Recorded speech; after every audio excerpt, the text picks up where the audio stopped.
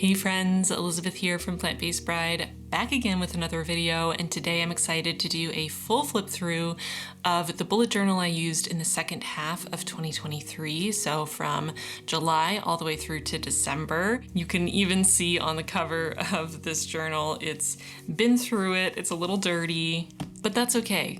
I don't know about you, but I love a well-worn notebook that's really been used, and I feel like this one qualifies. This bullet journal definitely isn't as chunky as some of my past journals. It has a little bit of heft to it, you know, nothing too extreme.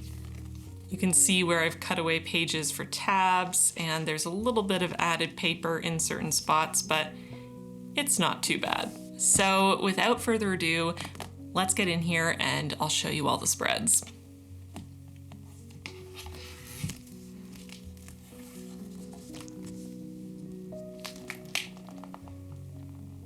Okay, so starting on this first page here, my inner cover, it looks exactly the same. This inner cover and the inner flap weren't made to be altered, so everything is just as it was originally. My dopamine menu here, which was really fun. I feel like I used it a lot more in the first couple months after I made this bullet journal, and then I kind of forgot that it was there. But in the first couple months, it was really nice to be able to refer to this when I felt like I needed a little bit of dopamine. I was getting distracted from work, and I could just pick something short and quick or something a little longer to give me a bit of a boost. I still really like how this theme turned out. I think it's really pretty and simple. Of course, we have the header page and my word of the second half of the year, halcyon. My future log. This future log was for the second half of 2023 and the first half of 2024. I didn't have anything come up that I for sure needed to add in the first half of 2024, with the exception of birthdays, but since I knew I wasn't going to be using this into 2024, I thought I'd just save the birthdays and put them in my new bullet journal. So I don't have anything for the first half of 2024 here, but I did use my future log for appointments and trips and birthdays and holidays and such for the second half of 2023. Moving on to my waiting on spread here, where I track packages that are on their way. I did a pretty good job. I definitely didn't get every single package on here, but I got most of them. As always, I like using this spread just as a visual way to track different things and be able to follow up if something is, significantly behind schedule, so I don't just leave something in limbo, never getting delivered. And then onto my period tracker. Basically how it works is that each month has each day of the month represented by a dot, and then I just use those dots to track my cycle. So little circles for ovulation days, I use X's to track a specific symptom that I'm trying to keep an eye on, and then the little brown circles are for days that I'm actually menstruating. So at a glance, I can look at this and see when my specific symptom that I'm tracking popped up, my ovulation days, and my actual cycle. So it's a really nice at a glance view. You could of course track a million more things if you wanted with different types of symbols or different colors, but I like to keep it pretty simple. Now we have a couple empty spreads here. I did have thoughts to make some more yearly spreads potentially, and that did not come to pass. So unfortunately, some wasted pages, but that happens sometimes. Then we get into our first monthly spreads here for July. And I love this theme. I kind of forgot that I did this, but it's so fun. I love the sort of vintage, almost 70s travel poster vibes, and I really like the color palette. Super fun. Oh yeah, and then I did the canoe. This one was a bit of a challenge, but I really love how it turned out. I love the bright, vibrant colors. And of course I have my super simple monthly calendar here, which I did use. I highlighted days that I was on a trip. The top is highlighted on the travel days, and then the bottom's highlighted for the days that I was actually at the Airbnb with my family. I also have some birthdays put in there, and therapy, of course. Then we get into the weeklies here, and this is where you really see what my bullet journal looks like when I'm using it. Very messy, added post-its, the works. Of course, I did my little foldable weeklies here, but I didn't add any priorities on this first week, so Then we got into my vacation time, so I was not using my bullet journal. I don't think I even brought my bullet journal with me on this trip because I knew I wasn't going to be using it. And then I got back from my trip and I was right back to using my bullet journal here. You can also see here where I cut away these pages. I did not do the cleanest job. If you have tips for cutting away pages right up to the edge without getting a really messy sort of jagged line, let me know your tips and tricks because I clearly have not figured it out. Then flipping the page here, I have an empty spread. And then we get into August. I also forgot about this theme, the magpie theme.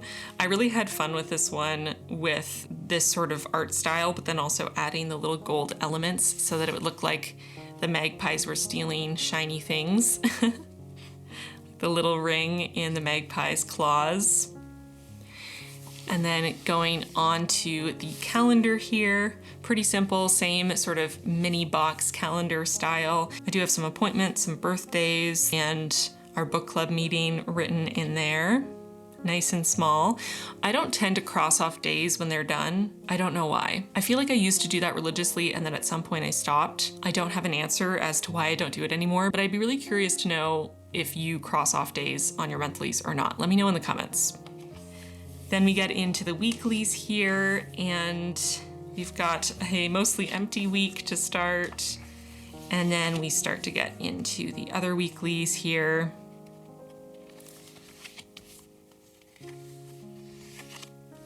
Really like how these weeklies turned out with the green. I really like the combo of the light green and the dark green. And just that little bit of added detail with those leaves. So I got my weeklies there. And then we can get into September. I love this theme. This might be my favorite from this bullet journal. As always, I would really like to know what your favorite theme was, but I think mine might be this one. It was just so much fun to do this intricately detailed line art with these like little light airy fairies. Super fun. And my calendar here. Again, I have some birthdays and some appointments. And then we get into the weeklies here. Same layout that I was doing for a while with my general work task list for my month and a general personal task list for the month with my weeklies in the middle with this little foldable centerpiece so that I can see the last area where I can just have a quick list or priorities if I need it. I don't always use these final sections, but sometimes I do. And as you can see, there are days that I literally don't write anything. I don't use my bullet journal that day. Maybe I have one main task to get done. I'm filming a video, for example, and I know that all I'm going to be doing all day is sitting at my desk filming. So I don't necessarily use my bullet journal on those days. I clearly had a couple days that I was very sidetracked with filming and or editing and not relying on my bullet journal, but then you can see there are days where I use it extensively, so it changes day to day. It's whatever I need, you know? Then I have an extra spread here and we can get into October. Oh yeah, I forgot about this theme too. I did sort of in the style of my reading journal, scrapbooky layered style. I really like this. Spooky. It kind of feels like it fits in. I don't know if anyone else played the Nancy Drew video games back in the day. I think there are new ones being made, but I played one when I was maybe 10, so that would have been 2002, and it was one of the creepiest games I still have played to this day. But I feel like this kind of makes me think of the sort of hints and, you know, papers you would come across playing that game as you investigate a mystery as Nancy Drew. That was highly specific, but let me know if you know what I'm talking about. Then we get into the monthly here. This was a really fun one. I liked doing the monthly as these little bits of paper that I cut out, and I did use it to track my husband, Jason, going on tour, holidays. I also had my work task list here and then my personal list there. And then we get into the weeklies. I really like how these tabs turned out. They're super fun. I really like the curved edges. So we have week 1 here, week 2 with cat hair stuck to it. Shocking, absolutely shocking. Week 3 here, and week 4. And then we get into November. I do remember this theme going for my sort of princess core fairy tale vibe. This was really fun. Part of me keeps wishing that I'd added some gold watercolor to this so it would really shine, but I still really like how it turned out. And the color scheme is so different for me. I am not a big pink or purple fan, so I really went outside of my comfort zone on this one. Again, sort of lightly using my monthlies. This is pretty standard for me, just writing in anything I need to be aware of, which is really just holidays, birthdays, trips, and appointments. That's what goes on my monthly calendar, and everything else lives in my weeklies. Then we get into the weeklies here, and I believe, yes it was, this was the first month I went back to my rolling weekly, although I didn't use the first week because I think I set this up a week into November, so the first week is empty. And apparently so is the second week. Maybe I was 2 weeks late making this, or I was very busy. Here we go. So here I started using my weeklies much more in depth. I do have a video explaining how the rolling weekly works if you want to understand how this like weekly task list works, but I still have the fold away piece in the middle so that I can always see my weekly task list there. Obviously the major difference here is that I don't have my monthly work and personal task lists. I just have a weekly task list that includes both. And then we move into this weekly, and then into the final weekly. Wow, really got carried away adding notes on this one. And then we get into the final month. Oh, I have a little piece of paper to protect my painting. For December, I did my pretty ornament with the gold on it. And I've got my monthly there. And then my gold tabs, those are so much fun. Nothing in the first week. I was traveling starting on the Wednesday, and I imagine that around the time that I was filming this was probably early this week before I left, so this wouldn't have been set up for the start of this week, and then for the last part of the week I was not at home. And then I would have arrived home on the Tuesday and started working again at the end of this week, so starting to use that weekly. And then we get into a more standard use of a weekly. Again, this is my rolling weekly still, but it's just the 2-page layout or a single spread instead of 2 spreads. And then the next week here, this was lots of editing on these days, wrapping up my final things for the year. And then I just have a final spread here with some random notes, some goals for my time off, most of which I did not accomplish because what I did in my time off was mostly sleep and hang out with my husband and my cats. But I did have lofty goals and some personal notes, which is why I'm covering part of it right here. And then we just had the final page, and that brings us to the end with my little post-it note graveyard. I always have at least a couple post-it notes at the back of my journal. This might be the least number of post-its I've ever had at the back, only 3. I guess I was using my actual journal more than post-its. I have also started having a little notepad on my desk that I can just jot random things down.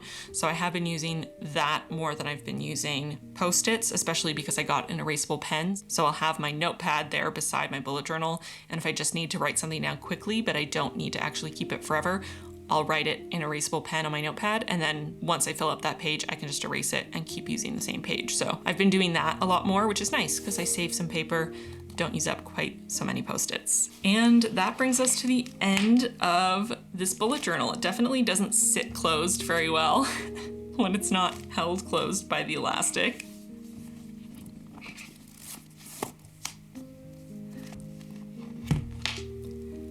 Again, definitely not as chonky as some past bullet journals, but definitely needs that elastic to keep it closed, that is for sure. But that is the full flip through of my journal. I hope this was interesting. As always, I also have a little bit of nosiness about seeing what people's bullet journals look like when they've been used instead of just when they're first made and in pristine condition. So hopefully this appeased your curiosity about my bullet journal and was interesting. I'll keep doing flip throughs every time I finish a bullet journal just for fun, so that I can also show that, you know, you don't have to use your bullet journal perfectly. Some spreads are not really going to be used. They're going to be mostly empty, if not completely empty. Some spreads are going to end up super, super messy. This time I was really lucky, knock on wood. I will continue to be, but I don't think I had any spreads that got really messed up by, you know, cat interference like I have in the past. No spreads that have been chewed on or ripped apart or had water spilled all over them or coffee, so that's nice. That is definitely not an every time thing. Just kind of a reminder, your bullet journal is meant to be used, and it's meant to be used in a way that benefits you. So if you don't need to use it one week and it would actually hinder your productivity or your happiness one week to use it, then it's better not to use it. And that's fine. No one's gonna judge you for not using your bullet journal every single day, or for using it messily. And if they do, they kind of suck. So on that positive note, I think I'm gonna end this video. Thanks so much for hanging out with me for this little flip through. Thank you to my patrons for your support. You can join our Patreon with a link in the description box if you wanna be part of our awesome community. You can also scroll back on the feed if you become a patron and download some of these past printables if there's a particular theme that you're in love with. Well, it appears that I'm done since Yoda is demanding my attention, so I'm gonna get going. Don't forget to let me know in the comments which of these themes was your favorite. Like I said, I think September is mine, but I have a fondness for each and every one. But I wanna know which one you like, so let me know, and I'll see you very soon in my next video. Bye, friends.